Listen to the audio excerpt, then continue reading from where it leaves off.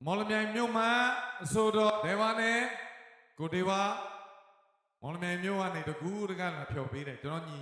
လာဖြော်ပြပေးတယ်ညီလေးကြွပါ ஆடியில செய்தி சொல்லி ஆவணியில் தேதி வச்சு செய்தி சொன்ன மன்னவருதான் எனக்கு செய்தி சொன்ன மன்னவருதான் சொந்தம் சொல்லி நெத்தியில குங்குமத்தை வச்ச மன்னவருதான்